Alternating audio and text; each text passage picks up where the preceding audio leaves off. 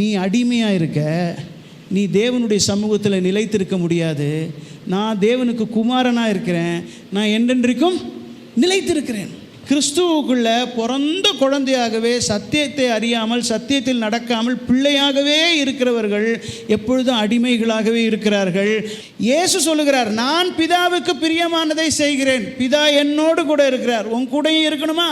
அவரை உனக்கு பிதாவாக வச்சுக்கோ, நீ அவளுக்கு மகனாக இரு, அவர் சொன்னபடி செய், இதுதான் சத்தியங்கிறார்.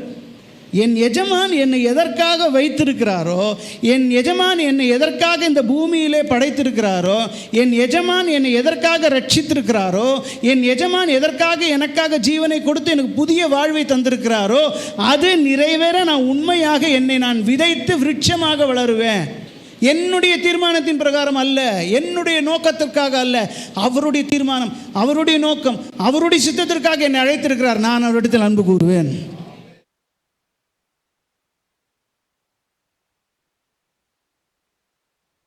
கர்த்தர் நல்லவராக இருக்கிறார். சரி, இந்த நாளில் நாம் தியானிக்க ஒரு வேத வசனத்தை தியானிக்க போகிறோம். 3வது நிருபம், யோவான் எழுதின 3வது நிருபம், நம்ம எல்லாருக்கும் தெரிந்த விருப்பமான ஒரு வசனம்.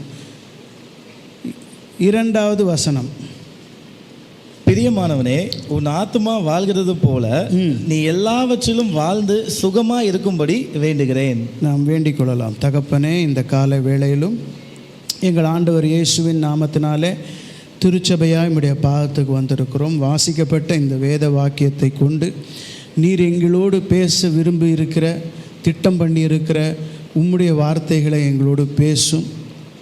நாங்கள் கவனித்து உணர்ந்து அதை எங்கள் வாழ்க்கையாக மாற்றிக்கொள்ளும்படியாக எங்களை ஆசீர்வதியும். உமக்கே மகிமை செலுத்துகிறோம், இயேசுவின் நாமத்தில் பிதாவே, ஆமென். மூப்பனாகிய யோவான் சபைக்கு எழுதுகிற 3வது நிருபத்தில் காயு என்கிற மனிதனை பார்த்து இப்படியாக எழுதுகிறார்.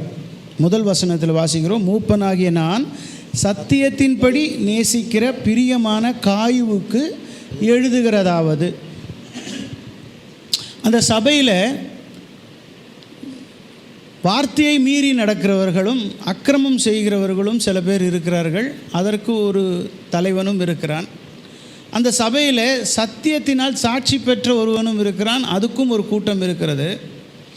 இந்த காயு என்கிறவனிடத்திலே யோவான் ஒரு சில தெய்வீக சுபாவத்தை, தன்மைகளை பார்க்கிறான். காயுவுக்கு ஒரு கடிதாசி எழுதுகிறான். இந்த எழுதும் பொழுது யோவான் எப்படியாக எழுதுகிறான் என்றால், நான் சத்தியத்தின்படி நேசிக்கிறேன். அதாவது நேசிக்கிறேன்னு வரக்கூடாது, ஆங்கிலத்தில் லவ்ங்கிற வார்த்தை தான் இருக்குது அந்த இடத்துல. ஆகையினால் நான் சத்தியத்தின்படி அன்பு கூறுகிற பிரியமான காயுவுக்கு எழுதுகிறதாவது, பிரியமானவனே, உன் ஆத்துமா வாழுகிறது போல நீ எல்லாவற்றிலும் வாழ்ந்து சுகமாக இருக்க வேண்டுகிறேன். நமக்கு ரொம்ப பிடித்தமான வசனம் இல்லையா? யாருக்காவது கல்யாண நாள் வந்தால், யாருக்காவது பிறந்த நாள் வந்தால் இதை சொல்லி நம்ம என்ன பண்ணுவோம்? அவர்களை வாழ்த்துவோம், அவர்களுக்காக வேண்டிக் கொள்வது நமக்கு வழக்கமாக இருக்குது. ஆனால் வேதத்தில் கொடுக்கப்பட்ட வார்த்தைகள், தேவனுடைய வசனம் என்பது எதற்காக கொடுக்கப்பட்டது என்று நம்ம ஆராய்ந்து பார்த்து நம்ம தெரிந்து கொண்டோம் என்றால் அது எந்த இடத்துல பயன்படுத்தணும்னு நமக்கு தெரியும். சரியா? அநேக நேரங்களில் நம்மளுடைய விருப்பத்துக்காக வேத வசனத்தை எடுத்து நம்மை நாம் ஆசீர்வதித்து கொள்ளவும், நமக்கு பிரியமானவர்களை ஆசீர்வதிக்கவும் நாம் அந்த வார்த்தைகளை பயன்படுத்தி விடுவோம். கர்த்தர் ஒன்றும் தப்பாக நினைக்க போகிறது கிடையாது. ஆனால் நம்ம சரியாத வகையில் செய்தோம் என்றால் அது பலனை இன்னும் அதிகமாக நமக்கு தரும். ஆமென். கரெக்டாக செஞ்சால் கரெக்டான ரிசல்ட்டு, கொஞ்சம் மாற்றி மாற்றி செஞ்சால் ரிசல்ட்டும் கொஞ்சம் மாறி மாறி வரும் இல்லையா? அப்போ இந்த வசனத்தை கர்த்தர் எதற்காக மூப்பனாகிய யோவான் மூலமாக சபைக்கு கொடுத்துருக்கிறார்? பிரியமானவனே, உன் ஆத்துமா வாழுகிறது போல, அல்லேலூயா, வாழுகிறது போல. சங்கீதம் 16 வாசிக்கிறோம், அவருடைய சமூகத்தில் பரிபூர்ண ஆனந்தம் இல்லையா? அவருடைய வலது பாரிசத்தில் நித்திய பேரின்பம் இருக்கிறது, அவருடைய சமூகத்தில் இல்லையா? 15ஆம் அதிகாரம் சங்கீதத்தில் 2ஆம் வசனத்தில் வாசிக்கிறோம். யார் கர்த்தருடைய பர்வதத்தில் ஏறுவான், யார் கர்த்தருடைய சமூகத்தில் வாசமாக இருப்பான் அப்படின்னு வாசிக்கிறோம். முதல் வசனத்தில் வாசிக்கிறோம், உத்தமனாய் நடந்து நீதியை நடப்பித்து மனதார சத்தியத்தை பேசுகிறவன். அப்போது இந்த வசனம் எதை குறிக்கிறது? உன் ஆத்துமா தேவ சமூகத்தில் எத்தன்மையாக வாழுகிறதோ, உன் ஆத்துமா வாழுகிறது போல அப்படின்னு 2 வார்த்தைக்கு நடுவில் ஒரு இன்சர்ஷன் இருக்குது. என்ன? உன் ஆத்துமா தேவ சமூகத்தில் எப்படி வாழுகிறதோ அப்படியே நீ எல்லாவற்றிலும் வாழ்ந்து சுகமாக இருக்கும்படி நான் வேண்டுகிறேன். ஆங்கிலத்தில் ஐ ரிக்வெஸ்ட்ன்னு இருக்குது. நான் தயவாக கேட்குறேன், நான் தயவாக கேட்குறேன். ஒரு அப்போஸ்தலன், ஒரு மூப்பன், சபையின் மூப்பன், கர்த்தருடைய மார்பிலே சாய்ந்து, இயேசுவின் மார்பிலே சாய்ந்து கொண்டவன், இயேசுவுக்கு அன்பாக இருக்கிற சீடன், சபைக்கு எழுதும்பொழுது ஒரு அதிகாரமாக அல்ல, ஆணவமாக அல்ல, தனக்கு எல்லாம் தெரியும் என்று அல்ல, இயேசுவோடு உடன் இருந்தவன் என்று பெயர் பெற்றுக்கொண்டவனாக அல்ல, மிகுந்த தாழ்மையோடு ஐ ரிக்வெஸ்ட், நான் வேண்டிக் கொள்ளுகிறேன், தயவாக இதை செய்ய. என்ன செய்ய? உன் ஆத்துமா தேவ சமூகத்தில் எப்படி வாழுதுன்னு பார். அதற்கு ஈக்குவலாக, அதுக்கு ப்ரொப்போர்ஷனாக, அதுக்கு சமமாக நீ எல்லாவற்றிலும் வாழ்ந்து சுகமாயிரு. ஹல்லேலூயா, ஹல்லேலூயா. நாம் எல்லாவற்றிலும் வாழ்ந்து சுகமாக இருக்கணும். ஆனால் எல்லாவற்றிலும் வாழ்ந்து சுகமாக இருக்கணுமானா அதுக்கு முன்னாடி என் ஆத்துமா வாழ்ந்து சுகமாக இருக்க வேண்டும். ஆமென், ஆமென். ஆத்துமானா யாரு? ஆத்துமானா யாரு? உள்ளான மனிதன் யாரு? உள்ளான மனிதன் யாரு? டக்குன்னு சொல்லுங்க. இது ஸ்கூல் தானே, இது கற்றுக்கொள்ள தானே வந்தோம். ஆசிரியர் கேட்கும்போது மாணவர் பதில் சொல்ல வேண்டும் அல்லவா? உள்ளான மனுஷன் யாரு? ஆத்துமா. அதான் ஆத்துமானா என்னன்னு கேட்டேன். நான் தான். ஆத்துமானா யாருன்னு கேட்டால் நான் தான். என் ஆத்துமாவே அப்படின்னு கூப்பிடும்போது யாரை கூப்பிடுறோம்? என்னை நானே கூட்டுக்கொள்ளுகிறேன். அல்லேலூயா. ஆத்துமா தேவனுடைய சாயலாக, தேவனுடைய ரூபத்தின் பிரகாரம், தேவனுடைய மகிமையினால் நிறைந்து தேவனால் படைக்கப்பட்ட பொழுது அவர் எப்படிப்பட்டவரோ அப்படியே அந்த ஆத்துமாவை சிருஷ்டித்தார். நாம் நமது சாயலாக, நமது ரூபத்தின்படி, நமது சாயல் நமது ரூபம்னா 100%, அதில் கொஞ்சம் கூட குறைவே கிடையாது அந்த ஆத்துமாவில்.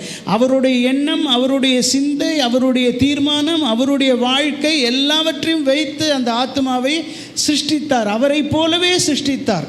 அவரை போலவே சிருஷ்டித்தவர் அவர் இந்த பூமியில் இந்த ஆத்மா வாழ்வதற்கு ஒரு கூடாரமாகிய சரீரத்தை இந்த பூமியின் மண்ணாலே உருவாக்கி, அந்த ஆத்மா இந்த சரீரத்திலே செயல்படுவதற்கு ஆற்றலாக தன்னுடைய வாழ்க்கையை நம்முடைய நாசியிலே ஊதி நம்மை ஜீவனுள்ள ஒரு ஆத்மாவாக உருவாக்கினார்.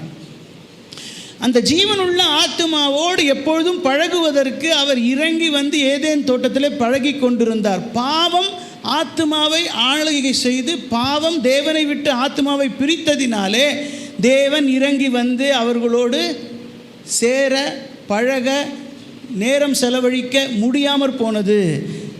2000 ஆண்டுகளுக்கு முன்பாக இயேசு கிறிஸ்து நமக்காக சிலுவையில் சிந்தின இரத்தத்தினாலே ஏற்படுத்தப்பட்ட புதிய உடன்படிக்கையின் திருச்சபை அந்த புதிய ஆத்துமாக்களை கிறிஸ்துவுக்காக, கிறிஸ்துவுக்குள்ளாக, பிதாவாகிய தேவனுக்காக சிருஷ்டிக்க ஆரம்பித்தது. ஹல்லேலூயா. நாம் புதிதாக பிறந்தவர்கள். அந்த புதிதாய் பிறந்தவர்கள் திருச்சபையை பார்த்து யோவான் சொல்லுகிறார், இப்பொழுது உன் ஆத்துமா, இன்றைக்கு நீ புதிதாய் பிறந்திருக்கிறாயே, இன்றைக்கு நீ தேவ சமூகத்தில் தேவனோடு எப்படி வாழ்கிறாயோ அப்படி நீ எல்லாவற்றிலும் வாழ்ந்து சுகமாயிரு. ஆமென், ஆமென்.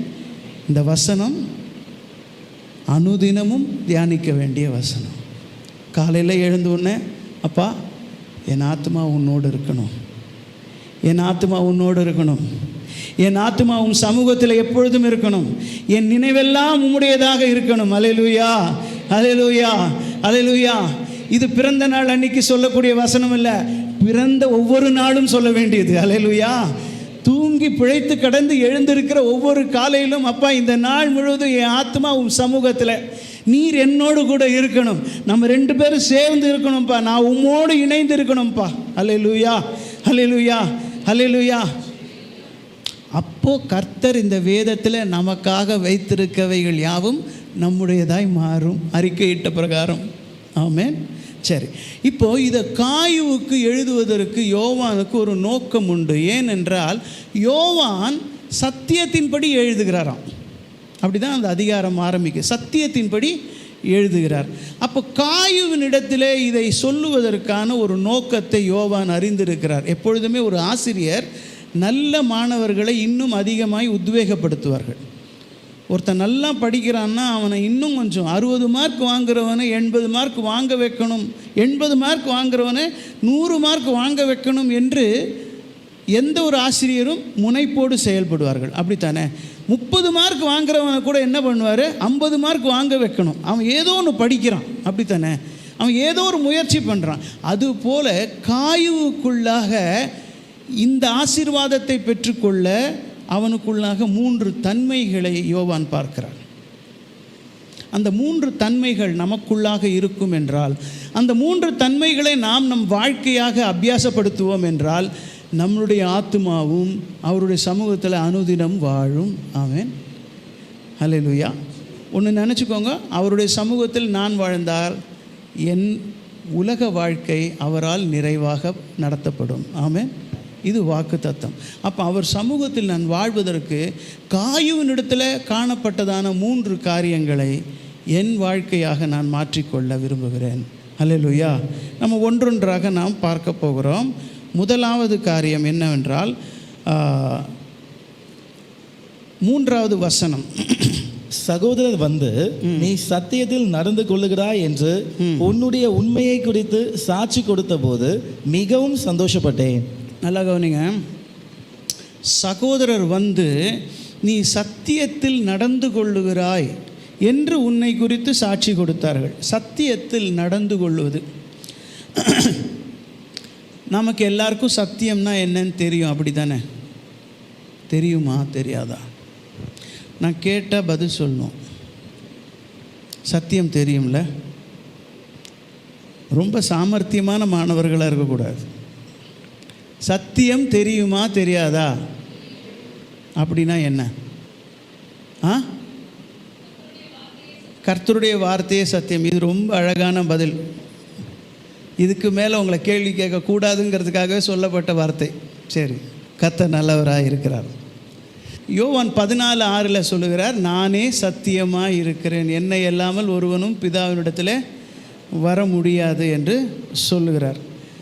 16ஆம் அதிகாரம் யோவானில் 13ஆம் வசனத்தை சொல்லுகிறார், சத்திய ஆவி உங்களிடத்தில் வரும்போது அவர் சகல சத்தியத்திற்குள்ளாகும். சகல சத்தியம் என்றால் நிறைய சத்தியம் இல்லை, சத்தியத்தின் ஆழத்திற்குள்ளாக நம்மை நடத்துவார் என்று அர்த்தம்.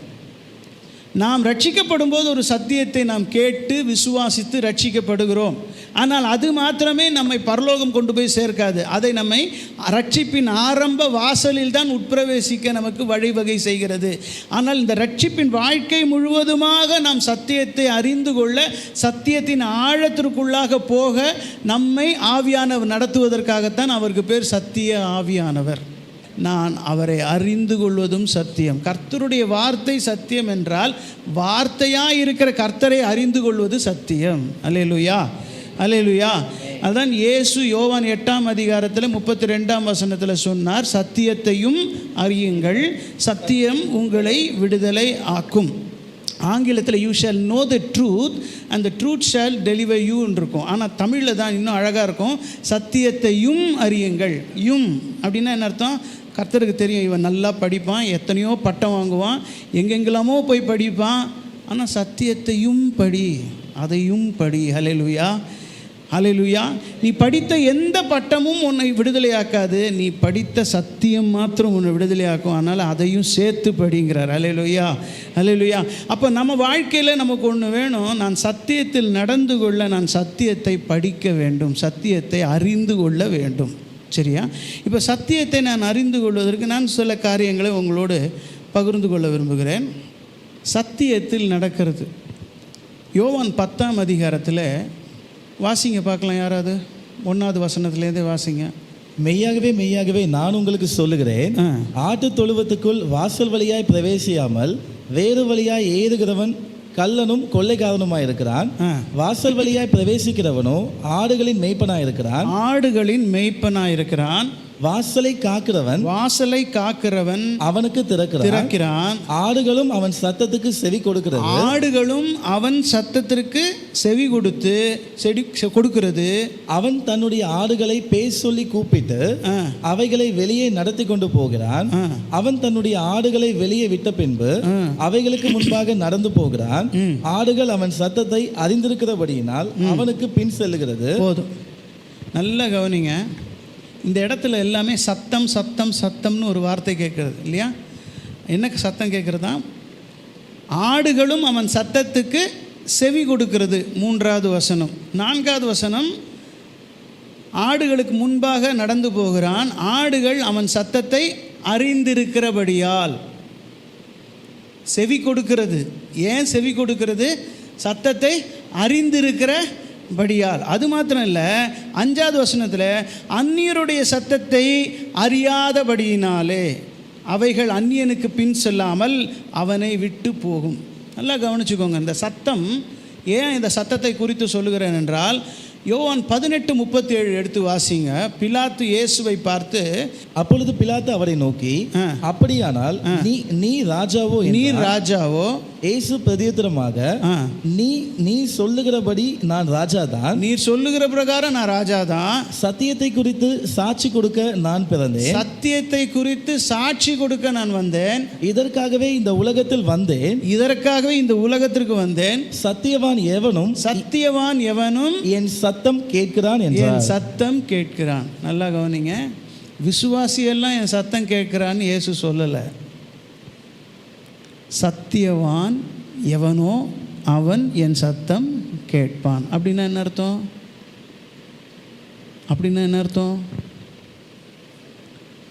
சத்தத்தை கேட்கறதுக்கு அவன் கிட்டக்க ஒரு சிக்னல் இருக்குன்னு அர்த்தம். சிக்னல் ரிசீவர் இருக்குன்னு அர்த்தம். நம்ம ஃபோன் வச்சுருக்கோம் இல்லையா? அலைபேசி, டிஜிட்டலி டெவலப்டு கண்ட்ரியில் நம்மெல்லாம் அந்த ஃபோனை வச்சுட்டு எங்கெங்கே போனால் சிக்னல் எங்கே நல்லா கிடைக்குதோ அங்கே நல்லா இருக்கும். சிக்னல் கிடைக்கலன்னா உங்கள் வாய்ஸ் பிரேக் ஆகுது பிரதர், உங்கள் வாய்ஸ் கேட்கல பிரதர், நீங்கள் என்ன சொல்கிறீங்க கேட்கல, புரியலை. அப்போ என்னென்ன சிக்னல் பேடாக இருக்குதுன்னு அர்த்தம். நம்மளுடைய உள்வாங்குதல் சரியாக இல்லை, உள்வாங்கும் கவனத்தின் ஆற்றல் சரியாக இல்லை. அப்போ யாருக்கு? சத்தியத்தை உள்வாங்கிக் கொள்ளும் கவனத்தை உடையவன் மாத்திரமே என் சத்தம் கேட்க முடியும். ஆமேன், ஆமேன்.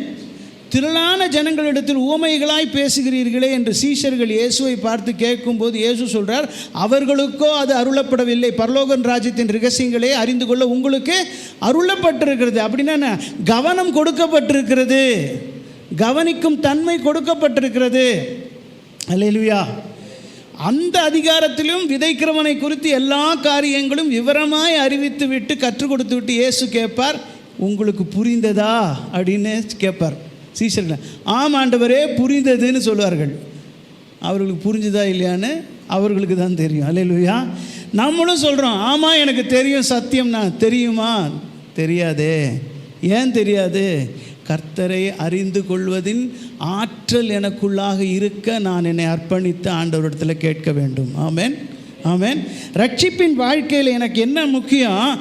கர்த்தரை அறிகிற அறிவு, சத்தியத்தை அறிகிற அறிவு என்னில் ஒவ்வொரு நாளும் பெருகி கொண்டு இருக்கும் ஆற்றல், கவனிக்கிற ஆற்றல் எனக்கு இருக்க வேண்டியதாக இருக்கிறது. ஆனால் தான் மார்க்கு 4:24 இயேசு சொன்னால், நீங்கள் கேட்கிறதை கவனியுங்கள். எந்த அளவினால் கவனிக்கிறீர்களோ அந்த அளவினால் உங்களுக்கு அருளப்படும். உள்ளவன் எவனோ அவனுக்கு கொடுக்கப்படும், இல்லாதவனுக்கு உள்ளதும் எடுத்துக்கொள்ளப்படும். அப்படின்னா என்ன அர்த்தம்? எந்த அளவுக்கு கவன ஆற்றலை நீங்கள் வாங்கிக் கொள்ளுகிறீர்களோ, பெருக்கிக் கொள்ளுகிறீர்களோ, அந்த அளவுக்கு நீங்கள் கேட்பதை நீங்கள் கவனித்து சத்தியத்தை அறிந்து கொள்ள முடியும். அசரதியாக இருந்து, அலட்சியமாக இருந்து, கவனமற்றவர்களாக இருந்தீர்கள் என்றால் இருக்கிற கொஞ்ச நெஞ்ச கவனத்தையும் எடுத்துருவேன்னு சொல்கிறார். என் ஆத்மா அவர் சமூகத்தில் வாழ்வதற்கு நான் சத்தியத்திலே நடந்து கொள்ள வேண்டும். நான் சத்தியத்தில் நடந்து கொள்ளணுமானா நான் சத்தியத்தை அறிந்து கொள்ளும் ஆற்றலை எனக்குள்ளாக கர்த்தரிடத்திலே வாங்கி கேட்டுக்கொள்ள வேண்டும். அல்லேலூயா. அந்த சத்தியம் எப்படிப்பட்டதாக இருக்கிறது?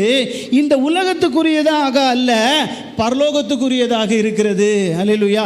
இந்த சத்தியம் என்னை இந்த உலகத்திலும் வாழ வைக்கும், ஆனால் இந்த சத்தியம் என்னை பரலோகத்தில் கொண்டு சேர்ப்பதற்கான ஆற்றல் உள்ளதாக இருக்கிறது. ஆமென். அப்போ இந்த சத்தியத்தை நான் அறிந்து கொள்ள வேண்டும்.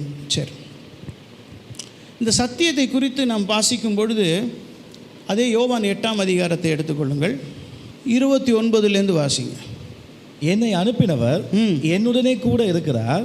பிதாவுக்கு பிரியமானவைகளை நான் எப்பொழுதும் செய்கிறபடியால் அவர் என்னை தனியே இருக்க விடவில்லை என்றார்.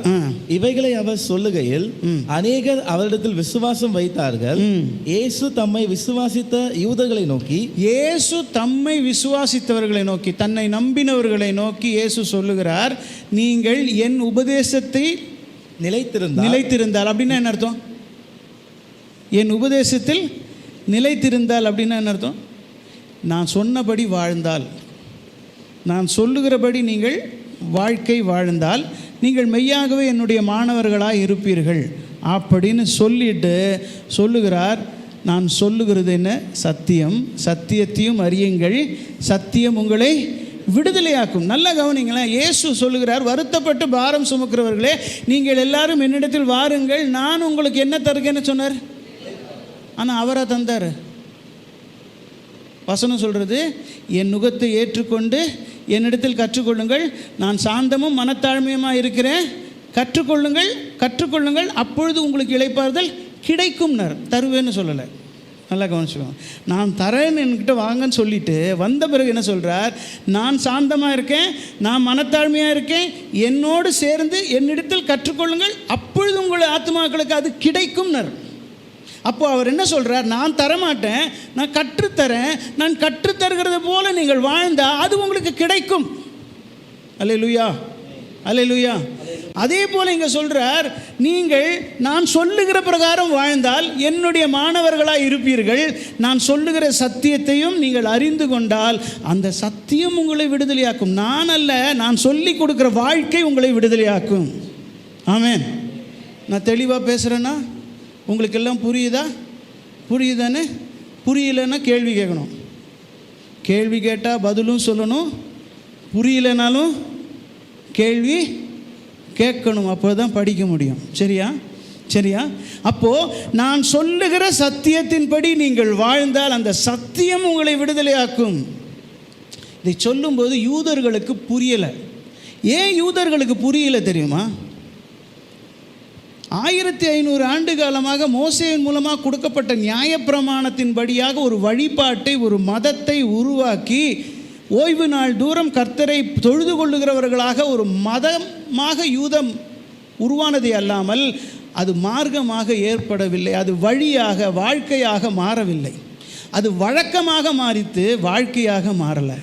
வழக்கத்துக்கும் வாழ்க்கைக்கும் வித்தியாசம் இருக்குது. உங்கள் வீட்டில் கணவர்களை போய் கேட்டு பாருங்கள், வேலைக்கு போகிறது வாழ்க்கையாக வழக்கமானு கேளுங்க. வழக்கமாகிடுது. ஏன்னா 30ஆம் தேதி ஆனால் சம்பளம் வரும், வேறு வழி இல்லை.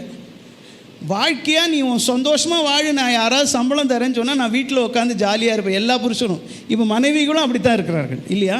2 பேர் ஓடினா தான் வேறு வழி இல்லை இல்லையா? ஆனால் அது வாழ்க்கையான்னு கேட்டால் என்ன பிரதர் வெறுப்பாக இருக்குது, காலையிலேருந்து சாயந்தரம் உயிரை கொடுத்து வேலை வாங்க. அது வாழ்க்கை இல்லை, அது வழக்கம். அதை செஞ்சு ஆகணும். அதுக்கு அடிமையாயிட்டோம் நம்ம, வேறு வழி கிடையாது, செய்தே ஆக வேண்டும். சுதந்திரமாக இல்லை, அப்படி தானே? என்ன பிரதர் செஞ்சு தான் ஆகணும். ஆமாம், அப்படி தான் இருக்குது. அதனால தான் நம்ம குருவி பறவை வானம் பாடி போல் இருக்க முடியல. இயேசு சொல்லுகிறார், நீங்கள் சத்தியத்தையும் அறியுங்கள், சத்தியம் உங்களை விடுதலையாக்கும். அல்லேலூயா.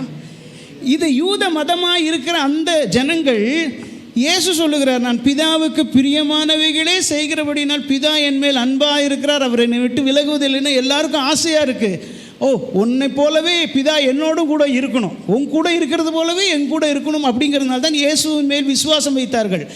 விசுவாசம் வைத்தவர்களை பார்த்து தான் இயேசு சொல்கிறார், நீங்கள் சத்தியத்தையும் அறிந்தால் சத்தியம் உங்களை விடுதலையாக்கும், என் மாணவர்களாக இருப்பீர்கள் என்று சொல்லும் பொழுது அவர் சொல்கிறார், நாங்கள்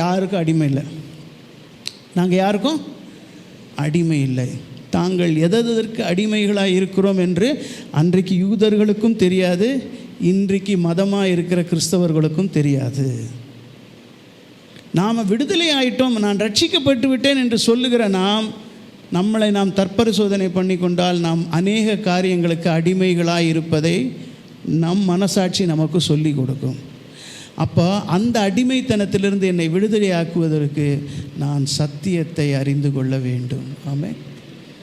சத்தியத்தில் அறிந்து கொண்டால் சத்தியம் என்னை விடுதலையாக்கும். எப்போ விடுதலையாக்கும்? அந்த சத்தியத்தில் நடக்க நடக்க நடக்க விடுதலையாக்கும். ஆமென், ஆமென், ஆமென். சரி, இதை சொல்லும் பொழுது அந்த 8ஆம் அதிகாரத்தில் பாவம் செய்கிற எவனும் பாவத்துக்கு அடிமையாக இருக்கிறான் என்று இயேசு சொல்லுகிறார். சரியா? இப்போ 35வது வசனம் வாசிங்க.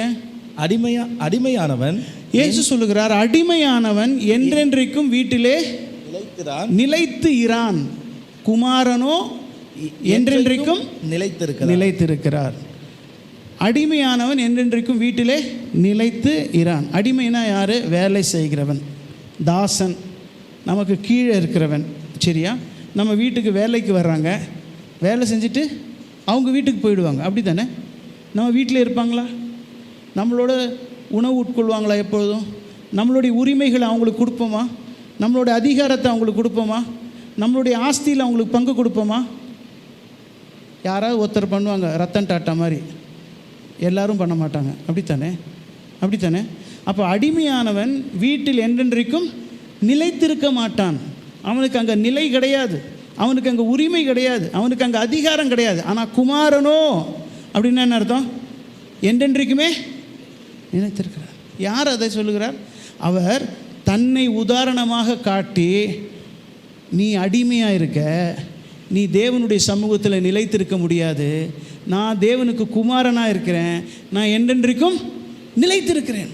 அல்லேலூயா, அல்லேலூயா. அதை சொல்லிட்டு அடுத்த வசனம் சொல்லுகிறார், குமாரன் விடுதலையாக்கினால் மெய்யாகவே. இப்போ முதல்ல சொன்னார், சத்தியத்தையும் அறியுங்கள், சத்தியம் உங்களை விடுதலையாக்கும். இப்போ சொல்லுகிறார், குமாரன் விடுதலையாக்கினால் மெய்யாகவே விடுதலை. என்ன போட்டிருக்கு? ஆவீர்கள் போட்டிருக்கா? ஆவீர்கள். அப்போ இன்னும் ஆகலைன்னு அர்த்தம். அப்படி தானே? ஆவீர்கள் அப்படின்னா இனிமே தான் ஆகணும் அப்படின்னு தானே அர்த்தம். அப்போது சத்தியத்தை அறிந்து கொண்டால் சத்தியம் உங்களை விடுதலையாக்கும் சொன்னவர் இப்போ குமாரன் விடுதலையாக்குவார்னு சொல்லியிருக்கிறாரே. குமாரன்னா யார்?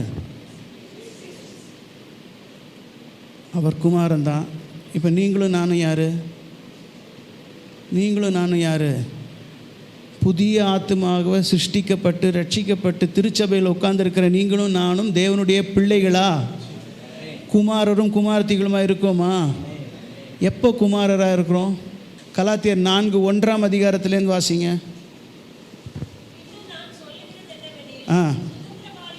சுதந்திரவாளியானவன் எல்லாவற்றுக்கும் எஜமானாயிருந்தும் அவன் சிறு பிள்ளையாய் இருக்கும் காலம் அளவும். நல்லா கவனிங்க, குமாரனாக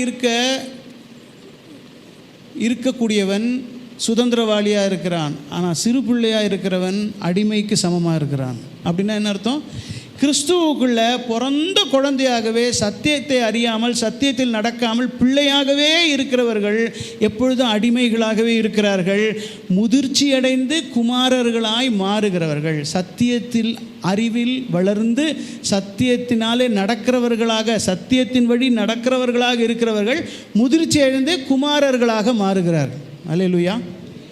குமாரன் விடுதலையாக்கினால் அப்படின்னா நீ குமாரனாக, நீ குமாரத்தியாக, பிதாவின் பிள்ளையாக உன்னை நீ வாழ்க்கையிலே நடத்தி கொண்டால்.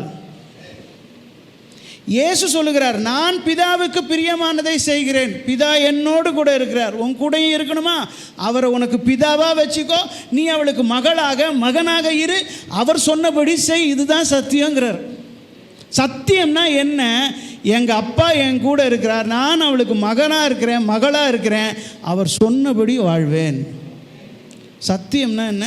எங்கள் அப்பா சொல்கிறத கேட்பேன். சத்தியம்னா என்ன? எங்கள் அப்பா ஆளுகையில் நான் இருப்பேன். சத்தியம்னா என்ன? எங்கள் அப்பா கிழிச்ச கோட்டை நான் தாண்ட மாட்டேன். சத்தியம்னா என்ன?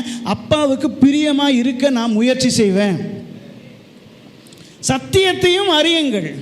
என்ன சத்தியம்? நான் மட்டும் குமாரன் இல்லை, நீங்களும் அவருக்கு கீழ்விடிந்தால் நீங்களும் குமாரரும் குமார்த்திகளுமாய் இருப்பீர்கள். அல்லேலூயா, அல்லேலூயா. நீங்கள் அடிமையாக இருந்தீங்கன்னா வந்து ஆராதனை பண்ணிட்டு ஓடி போயிடுவீங்க. திருப்பி உங்களுடைய உலக கவலை, உலக சிற்றின்பம், உலகத்தின் ஆசாபாசங்கள், உலகத்தின் உங்கள் தீர்மானங்கள், உங்களுடைய அச்சீவ்மெண்ட்ஸ் எல்லாவற்றின் பின்பாக போய் உழன்று உழன்று மீண்டும் கவலை, வருத்தம் என்று வாழ்வீர்கள். ஆனால் நீங்கள் குமாரர்களாக, குமார்த்திகளாக மாறி தேவனுடைய ஆலயத்தில், இங்கே இல்லை ஆலயம், நாம் தான் ஆலயம், நாம் தான் ஆலயம். இங்கே வாரத்துக்கு ஒரு தடவை நாம் இங்கே வரோம். ஆனால் 24 மணி நேரமும் உங்கள் சரீரம் தான் தேவனுடைய ஆலயமாக இருக்கிறது. அப்போ இந்த ஆலயத்தில் ஆவியானவர், பிதாவாகிய தேவனுடைய ஆவியானவர் நம்மை ஆளுகை செய்ய உட்கார்ந்திருக்கிறார், வாசமாக இருக்கிறார். நாம் அவருக்கு பிள்ளையாக அவர் சொல் கேட்டு கவனித்து அவருக்கு கீழ்ப்படிந்து அவரின் வழி நடந்து அவருக்கு பிரியமானதை செய்து குமாரனாக, குமாரத்தியாக விடுதலை பெறுகிறோம். அல்லேலூயா. காயு சத்தியத்தில் நடந்து கொள்ளுகிறான் என்று சாட்சி பெறுகிறான். அல்லேலூயா, அல்லேலூயா. சகோதரர் வந்து நீ சத்தியத்தில் நடந்து கொள்ளுகிறாய் என்று சாட்சி சொன்னார்கள் என்றால் காயுவினுடைய வாழ்க்கையை நடத்தி கொள்ளுகிற அந்த விதத்தை பார்த்து, அந்த வார்த்தை அப்படி எப்படி இருக்கு? அந்த வார்த்தை மாம்சமாயிற்று, கிருபையினாலும் சத்தியத்தினாலும் நிறைந்தவராய் நம் மத்தியில் உலாவினார், அவரை கண்டோம், அந்த மகிமையை கண்டோம். அந்த மகிமை எப்படி இருந்தால் பிதாவின் ஒரே பேரான குமாரனுக்கு. இப்போ இந்த சகோதரர்கள் சபைக்கு வந்து பார்க்கிறார்கள், காயு நடந்து கொள்ளுகிறதை பார்க்கிறார்கள். ஆஹா, இவன் நடந்து கொள்ளுகிறதை பார்த்தா இவனும் பிதாவுக்கு பிள்ளையாகவே நடந்து கொள்ளுகிறானே, சத்தியத்தில் நடந்து கொள்ளுகிறானே என்று சாட்சி கொடுக்கிறார்கள். அல்லேலூயா, அல்லேலூயா. அதான் இயேசு சொன்னார், குமாரன் மகிமைப்படும் வேளை வந்தது.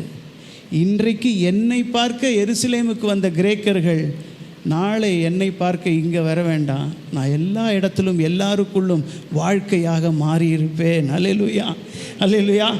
கிறிஸ்தவர்களாக அல்ல, கிறிஸ்துவுக்குள் கிறிஸ்துவை போல் கிறிஸ்துவின் வாழ்க்கையை உடையவர்களாக வாழ சத்தியம் நம்மை விடுதலையாக்க வேண்டும்.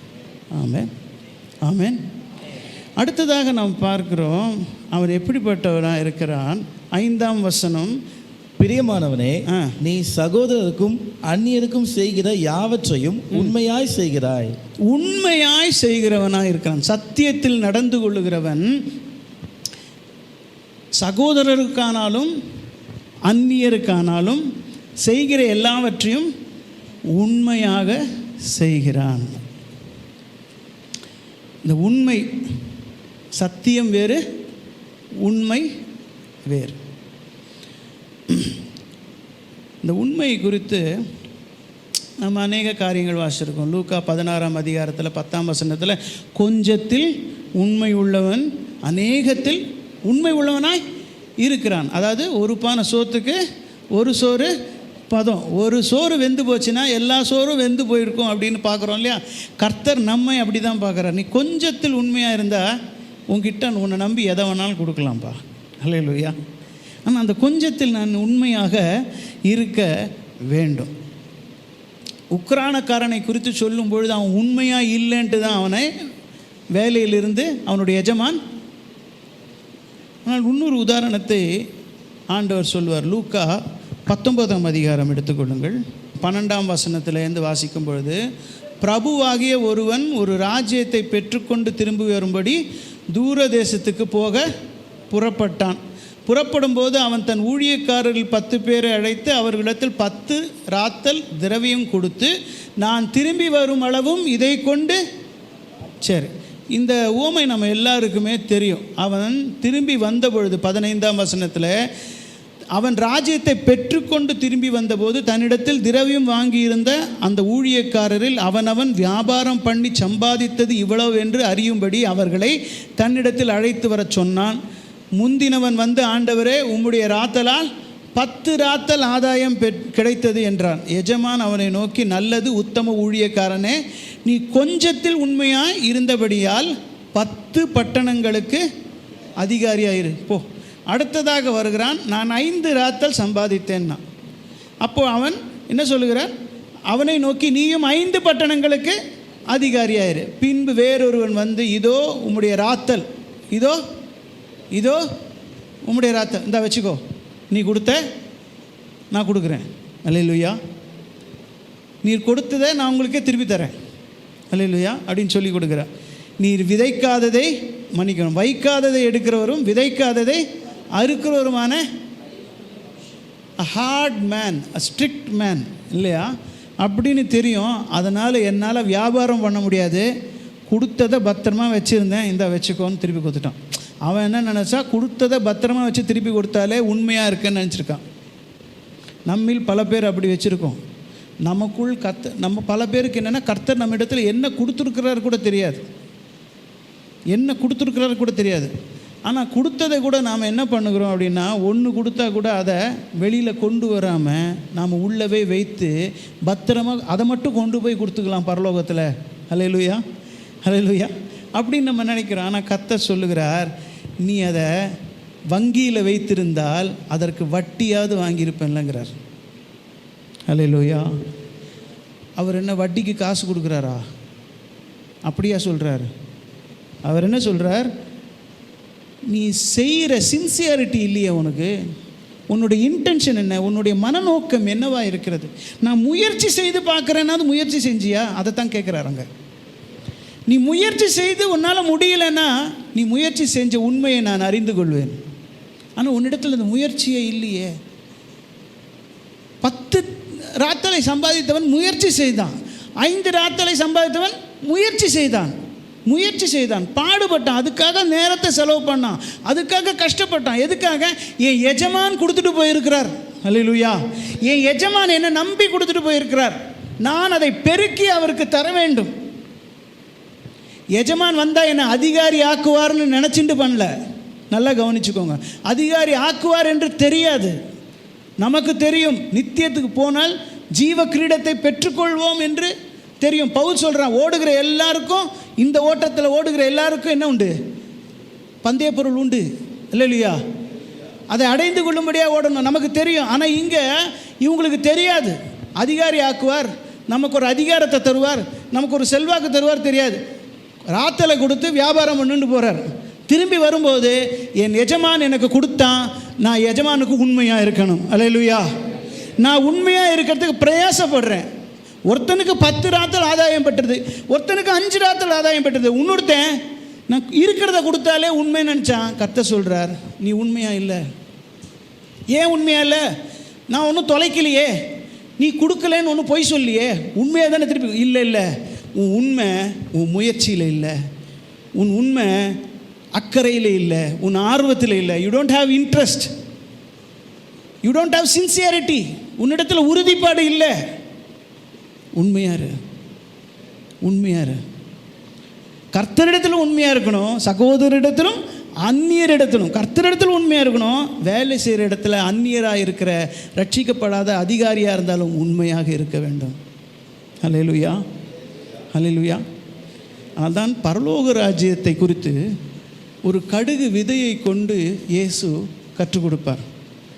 மார்க் 4ஆம் அதிகாரம் 30-31 வசனத்திலே வாசிக்கும்போது, கடுகு விதை விதைக்கும் பொழுது எல்லா விதைகளை காட்டிலும் சிறிதாக இருந்தாலும் விதைக்கப்பட்ட பின்பு அது, வாசிங்க, விதைக்கப்பட்ட பின்போ அது வளர்ந்து சகல பூண்டுகளிலும் பெரிதாகி ஆகாயத்து பறவைகள் வந்து நிழலின் கீழ் வந்து அடையத்தக்க பெரிய கிளைகளை. நல்லா கவனிங்க, கடுகு செடி தான் சொல்லுவாங்க, கடுகு மரம்னு சொல்ல மாட்டோம், விருட்சம் அல்ல அது. ஆனால் அந்த எஜமானனுக்கு அது விருட்சம், பெரிய கிளை. அந்த எஜமானனுக்கு அது பெரிய கிளை. ஏன்? அது இத்தினோண்டு தான் இருந்ததுப்பா, ஆனால் சொன்னதை செஞ்சுது. அது இத்தினோண்டு தான்ப்பா இருந்தது, நான் எதற்காக விதைச்சேனோ அது வளர்ந்ததுப்பா. என் எஜமான் என்னை எதற்காக வைத்திருக்கிறாரோ, என் எஜமான் என்னை எதற்காக இந்த பூமியிலே படைத்திருக்கிறாரோ, என் எஜமான் என்னை எதற்காக ரட்சித்திருக்கிறாரோ, என் எஜமான் எதற்காக எனக்காக ஜீவனை கொடுத்து எனக்கு புதிய வாழ்வை தந்திருக்கிறாரோ, அது நிறைவேற நான் உண்மையாக என்னை நான் விதைத்து விருட்சமாக வளருவேன். நான் சின்ன செடியாக இருந்தால் கூட எங்கள் அப்பாவுக்கு அது பெரிய பலனாக இருக்கும். அல்லேலூயா, அல்லேலூயா. நான் சின்ன செடி தான்ப்பா, கடுகு செடி தான்ப்பா, அது சின்ன கிளை தான்ப்பா, அதில் குருவி தான்ப்பா வந்து நிற்கும், பருந்து வந்து நிற்காதப்பா, தாங்காதுப்பா அதுக்கு. ஆனால் எங்கள் அப்பாவுக்கு அது பெரிய கிளை. அல்லேலூயா. ஏன்? நான் செஞ்சதை உண்மையாக செஞ்சேன், நேர்மையாக செஞ்சேன், அக்கறையோடு செஞ்சேன். அல்லேலூயா.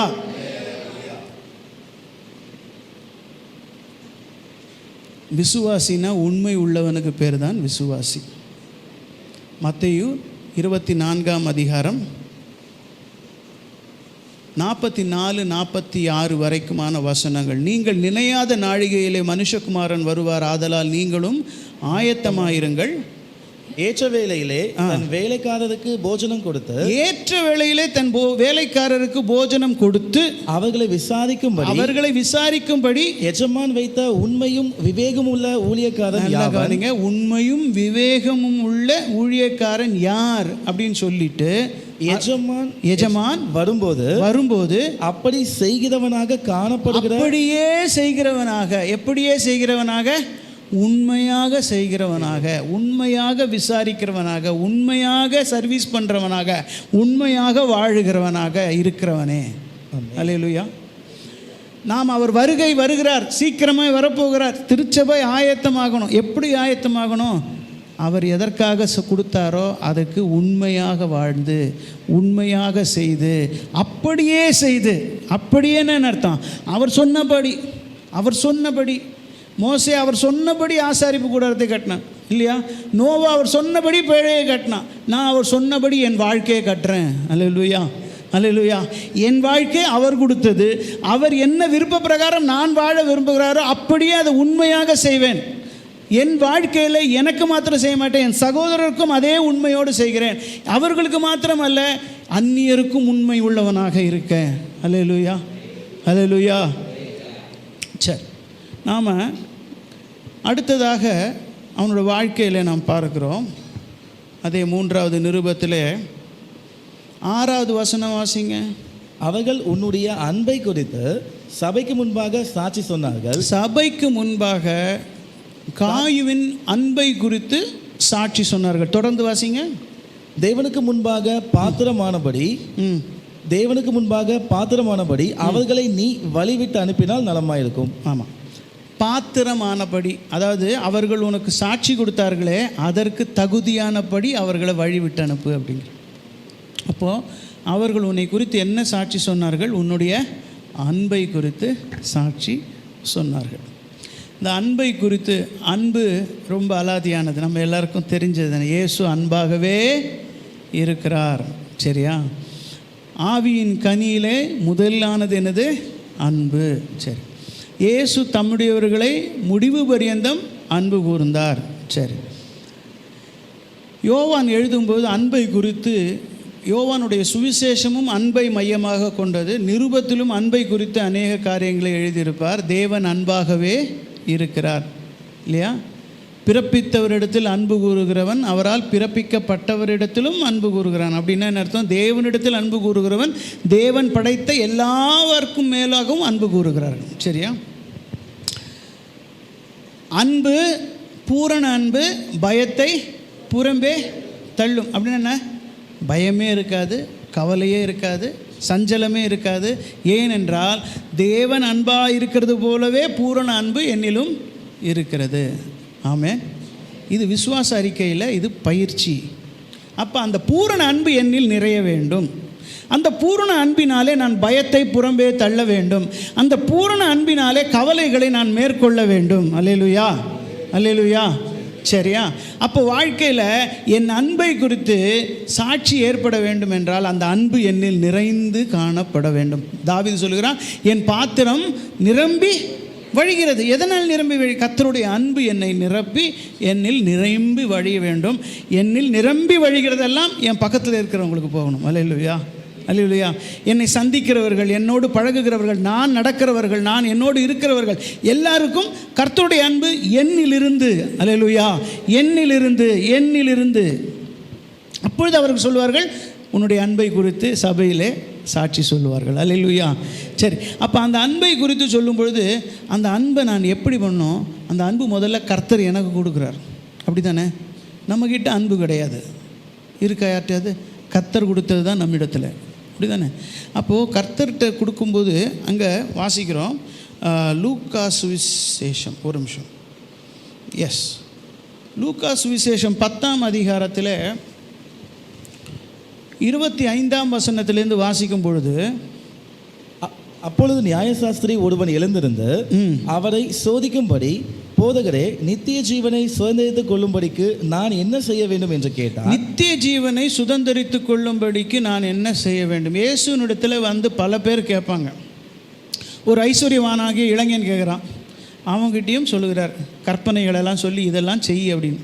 அவன் சொல்கிறான், சின்ன வயசுலேருந்து நான் இதெல்லாம் எங்கள் வீட்டில் பண்ணிட்டு தான் இருக்கிறோம். நாங்கள் சண்டே சர்ச்சுக்கு போவோம், சனிக்கிழமை உபவாசம் இருப்போம், புதன்கிழமை பைபிள் ஸ்டடி போவோம், நாங்கள் வந்து காணிக்கை கொடுக்குறோம், எல்லாம் பண்ணுறோம் நாங்கள் அப்படின்ட்டு சொல்கிற மாதிரி அவன் வந்து சொல்கிறான்.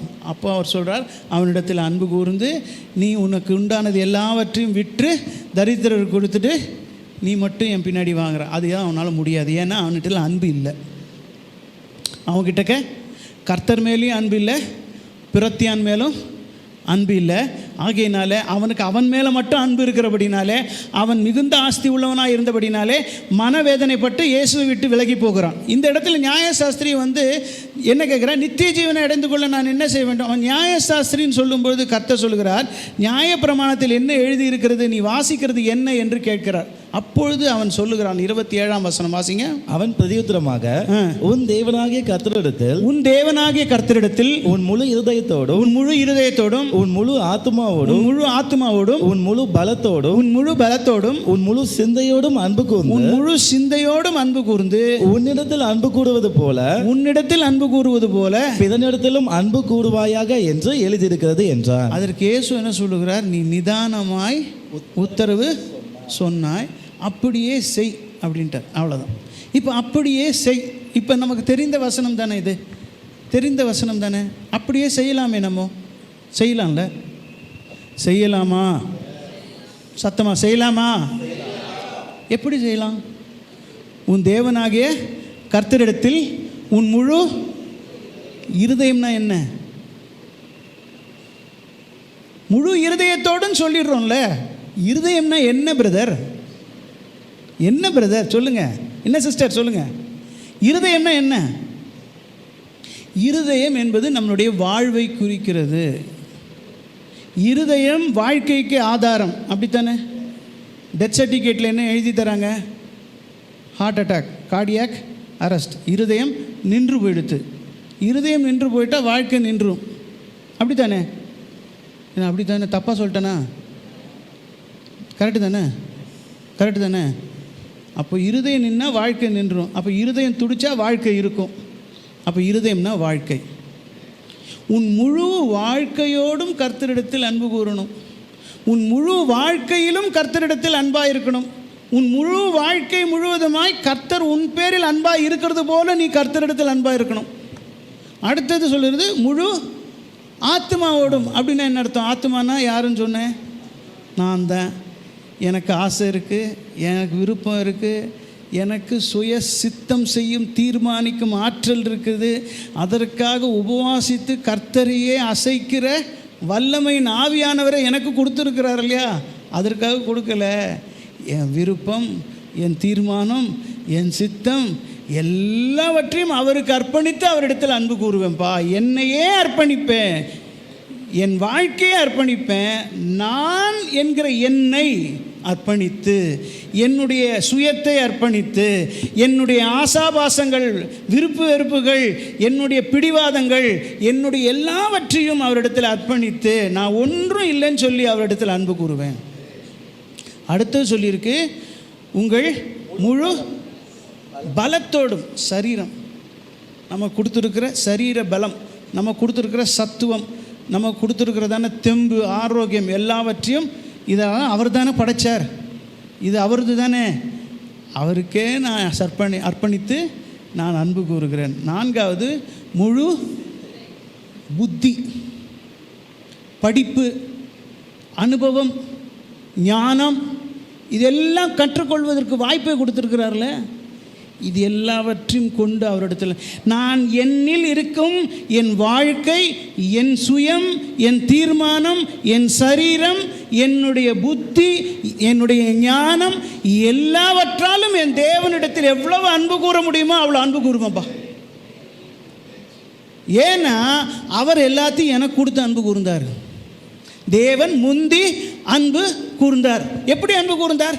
தன்னை போலவே நம்மை படைத்தார். தன் ஜீவனையே நம் நாசியில் ஊதினார். தம் சரீரத்தையே சிலுவையில் அடிக்க ஒப்பு கொடுத்தார். நம்மை மீண்டும் அவரை போலவே உயிரோடு எழுந்திருக்க தகுதி உள்ளவர்களாகும்படி ரட்சிப்பின் வாழ்க்கையும் தந்திருக்கிறார். இது எல்லாவற்றையும் அவருக்கு தருகிறேன். எப்படி அன்பு கூறுறேன்? இப்படி அன்பு கூறுறேன்.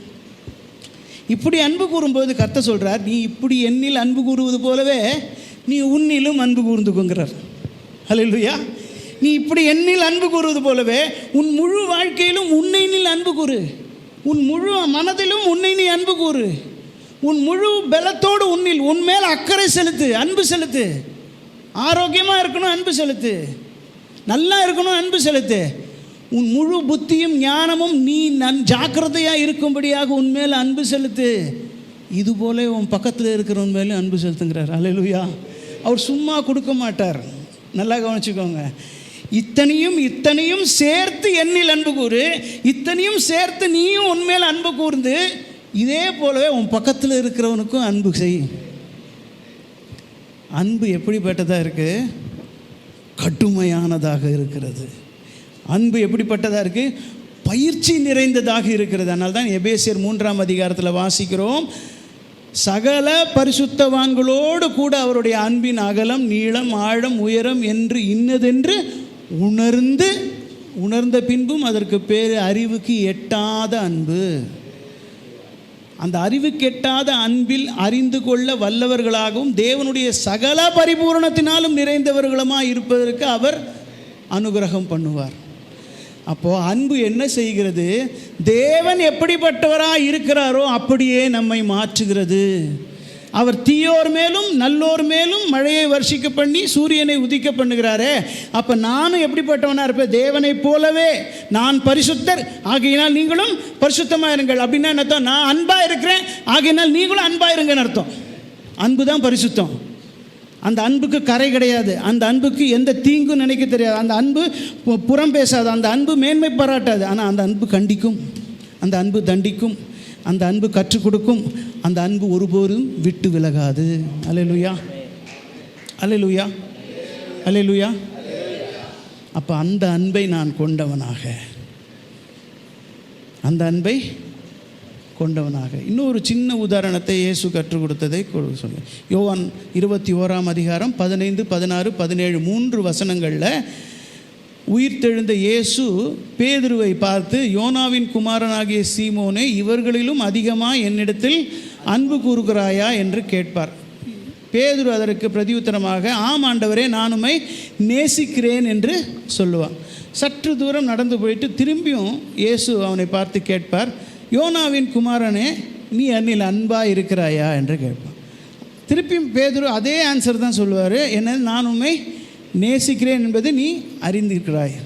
மூன்றாவது கொஞ்சம் தூரம் தள்ளிட்டு இயேசு திரும்பி பார்த்து, யோனாவின் குமாரனே, நீ என்னை நேசிக்கிறாயா என்று கேட்டார். பேதுரு உடைந்து மனஸ்தாபப்பட்டு, என்னை குறித்து தான் உமக்கு தெரியுமே.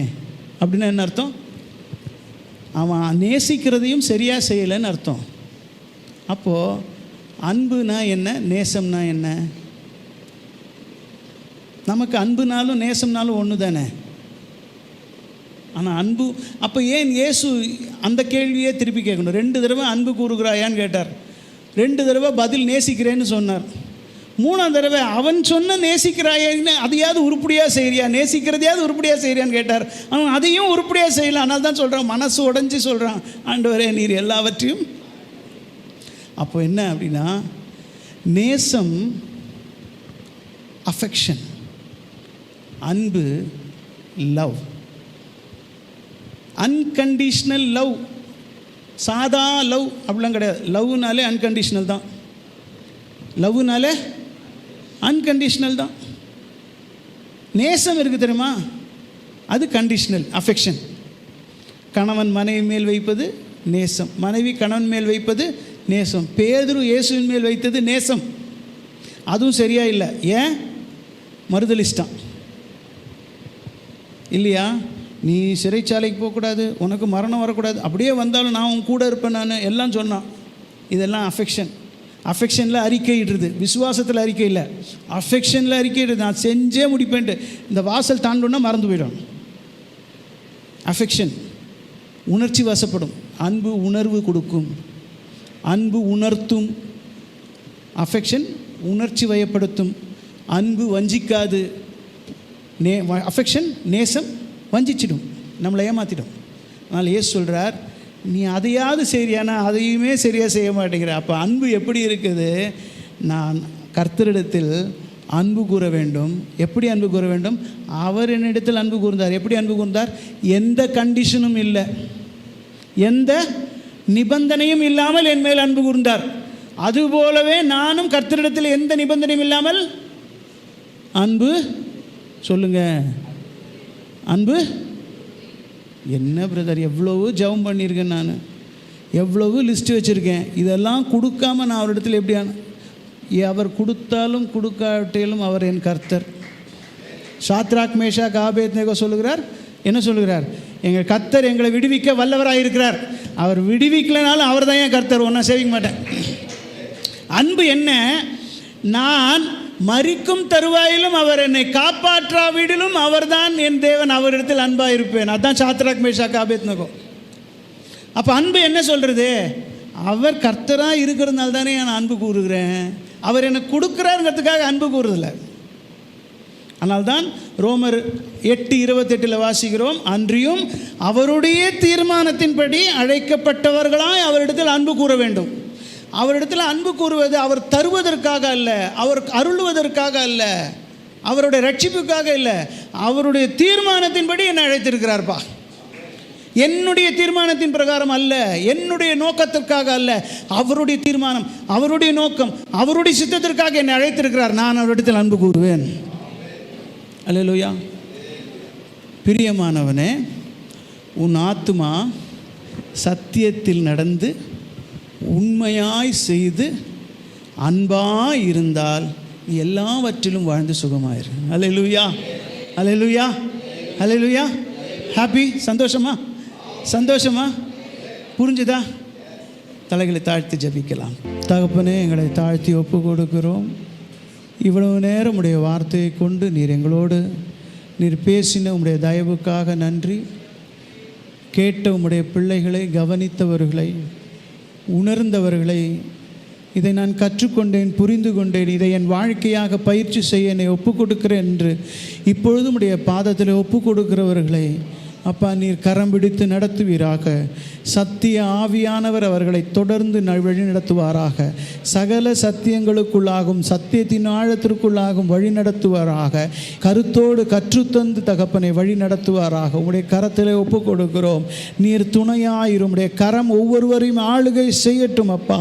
பேர் பேராக ஆசீர்வதித்து ஆளுகை செய்யும். குடும்பமாக ஆசீர்வதித்து ஆளுகை செய்வீராக. உம்முடைய கரத்திலே ஒப்பு கொடுக்கிறோம் தகப்பனே. ஒவ்வொருத்தருடைய வேலை, ஒவ்வொருத்தருடைய பணிகள், ஒவ்வொருத்தருடைய குடும்பத்தின் காரியங்கள், தனிப்பட்ட காரியங்கள் தகப்பனை, குடும்பத்தின் தேவைகள் எல்லாவற்றையும் உடைய கரத்திலே ஒப்பு கொடுக்கிறோம் அப்பா. நீர் உம்முடைய ஆளுகையிலே உம்முடைய தீர்மானத்தின் பிரகாரம் உம்முடைய பிள்ளைகளை ஆசீர்வதிப்பீராக தகப்பனே. நீர் உடன் இருப்பதை அவர்கள் வாழ்க்கையிலே உணர்ந்து நடக்க உதவி செய்வீராக. நீர் அறிவுறுத்துகிற காரியங்களை உணர்ந்து அதன் பிரகாரம் செய்ய உதவி செய்வீராக தகப்பனே. இந்த பூமியிலே உமக்கு சாட்சியாக, இந்த உலகத்திலே உமக்கு வெளிச்சமாக சாட்சியாக இருக்க ஒவ்வொருவரையும் ஆசீர்வதிப்பீராக. உம்முடைய கரத்திலே ஒப்புக் கொடுக்கிறோம். சபையின் ஊழியரையும் குடும்பத்தையும் ஆசீர்வதியும். வட இந்தியாவில் நடந்து கொண்டிருக்கிற ஊழியங்களை ஆசீர்வதியும். கிறிஸ்து இயேசுவின் நாமத்தினால ஜெயமெடுத்து ஊழியத்தை நிறைவு செய்து திரும்பி வர உதவி செய்வீராக. ஆசீர்வதித்து வேண்டிக் கொள்கிறோம். உம்முடைய சமூகத்தில் அப்பா எங்களை தாழ்த்துகிறோம். உமக்கு மகிமை செலுத்துகிறோம். இயேசுவின் நாமத்தில் தாழ்த்தி வேண்டிக் கொள்கிறோம் பிதாவே. நம்ம எல்லாரும் சேர்ந்து சொல்லலாம். என் ஆத்மாவே கர்த்தரை ஸ்தோத்திரி, என் முழு உள்ளமே அவர் பரிசுத்த நாமத்தை ஸ்தோத்திரி. என் ஆத்மாவே கர்த்தரை ஸ்தோத்திரி, கர்த்தர் செய்த சகல உபகாரங்களையும் மறவாதே. ஆமென், ஆமென். கர்த்தராகிய இயேசு கிறிஸ்துவின் கிருபையும் பிதாவாகிய தேவனுடைய அன்பும் பரிசுத்த ஆவியானவருடைய அந்யோன்ய ஐக்கியமும் நம் அனைவரோடும் சகல பரிசுத்தவான்களோடும் கர்த்தருடைய வருகை மட்டும் நிலைத்து இருப்பதாக. ஆமென், ஆமென், ஆமென். God bless you.